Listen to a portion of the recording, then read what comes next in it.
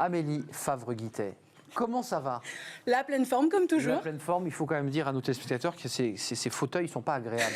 Non, mais on peut le dire, on peut se le dire. Un marchepied à chaque fois. On est en direct, il faudrait un petit marchepied. Bref, comment allez-vous chez Talent Management? Vous avez décidé aujourd'hui de nous parler des TPE.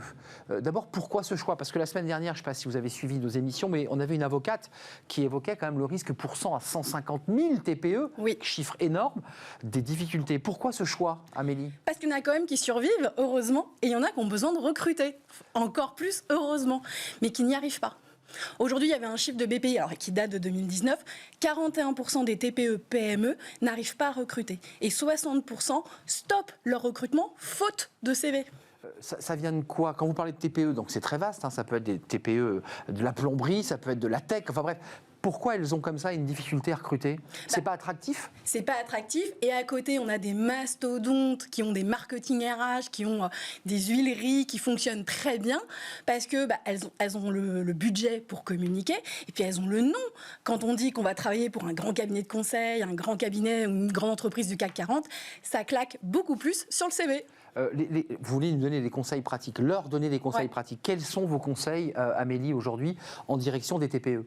Première chose, allez voir l'APEC. L'APEC, c'est l'association normalement pour l'emploi des cadres, donc cadres et assimilés cadres. Pour le coup, l'APEC peut les accompagner, que ce soit pour des recrutements, l'ouverture de la CVTech, c'est-à-dire que l'accès à la CVTech est gratuite sur l'APEC. On peut déposer gratuitement une offre d'emploi, qui est quand même visible par un large monde. Et en même temps, on a des consultants qui sont là pour nous aiguiller et pour nous donner des conseils sur comment bien rédiger une annonce. On parle pas assez souvent de l'APEC et on pense pas automatiquement à l'APEC. On est très sur LinkedIn. Vous avez vu, je commence à vous êtes très très active et je commence à pouvoir bien le dire maintenant LinkedIn. J'ai fait d'énormes progrès sur ce sujet. Faire appel aussi, vous dites, à des partenaires extérieurs, c'est qui? France Active? Alors pourquoi pas? C'est des partenaires emploi, les maisons de l'emploi, les associations de demandeurs d'emploi.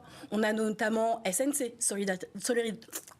Solidarité Nouvelle face au chômage. On les a reçus sur notre plateau. On a la Fondation FACE qui fait également énormément de choses pour l'emploi des seniors.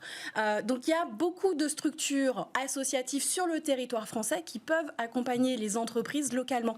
Et les maisons de l'emploi, elles ont un service développement économique qui est là pour aider les entreprises du territoire justement à mieux recruter et à se faire connaître. Et puis il y a quand même une stratégie, vous l'évoquiez, par le marketing RH fait par des grands groupes. La TPE a aussi le droit de communiquer sur les réseaux, hein, pourquoi pas? Alors c'est pas qu'elle a le droit, elle doit communiquer. Elle doit utiliser les mêmes armes, c'est-à-dire qu'elle va aller sur Facebook, dans les groupes Facebook pour pouvoir déposer des offres d'emploi. Elle va aussi aller sur LinkedIn, sur les groupes pour pouvoir déposer également des offres d'emploi et regarder un petit peu s'il y a des candidats qui cherchent. Il y a également Twitter, on l'oublie très souvent, avec le hashtag i4emploi. C'est Alban Jarry qui l'a créé il y a quelques années déjà pour justement aider les entreprises qui recrutent et aider les candidats afin qu'ils communiquent sur le fait qu'ils cherchent un emploi. Et donc là, ça permet de mettre en relation. Et aussi faire du réseau entre salariés, c'est-à-dire vendez ma TPE, dites qu'elle est sympa, quoi. On oublie très souvent, on pense souvent à la communication en externe, mais on oublie très souvent la com en interne. Et donc le fait de communiquer, de dire à ses salariés, à ses collaborateurs que l'entreprise recrute, qu'elle a envie de grandir, qu'elle a envie de s'en sortir, ça s'appelle faire de la cooptation. C'est-à-dire qu'on va demander aux salariés de parler, de communiquer, de faire savoir que l'entreprise recrute. Et si le collaborateur ramène un candidat qui a un bon profil, il peut recevoir une belle prime. Souvent, sur les sites de cooptation, ça va de 250 à 1000 euros. Ça peut motiver un collaborateur à en parler. Amélie, aujourd'hui, vous qui avez un regard quand même sur les recrutements, les TPE, c'est quoi? Pour qu'on soit précis, c'est une entreprise de 0 à quoi? 10 salariés?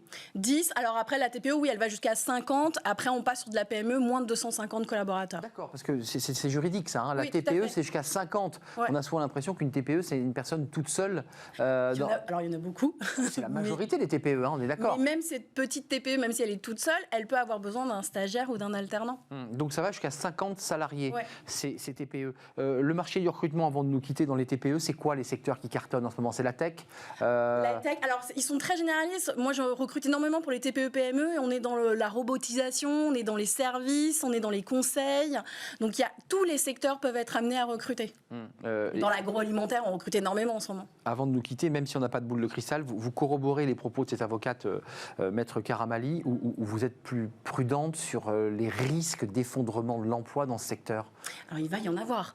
Et comme on l'a dit juste avant, on va attendre que les élections passent pour lancer les plans sociaux. Vous aussi. Mais bien sûr, c'est toujours barricadé avant les élections. On empêche les plans sociaux avant les élections. Et ça sort après. Officiellement, ça sort après. La patate chaude pour celui qui, évidemment, hérite à partir de septembre 2022 d'une situation économique qui sera dégradée. Qui sera catastrophique. Mais justement, aujourd'hui, il y a des entreprises qui vont essayer de s'en sortir. Et elles sont là, elles ont besoin de recruter. Donc, il ne faut pas les oublier.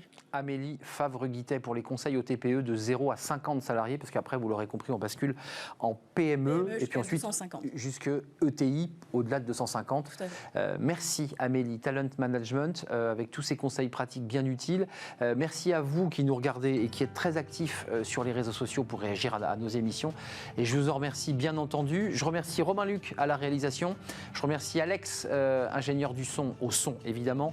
Je remercie Fanny Griesmer. Je remercie Pauline Gratel et je remercie Margot pour l'accueil invité. Merci à toutes et merci à vous qui nous regardez pour votre fidélité et la passion que vous mettez à réagir et à nous écrire. Portez-vous bien d'ici là, évidemment. On sera là demain, bien entendu, pour une nouvelle émission, un nouveau numéro. Je ne sais pas si vous serez devant votre poste.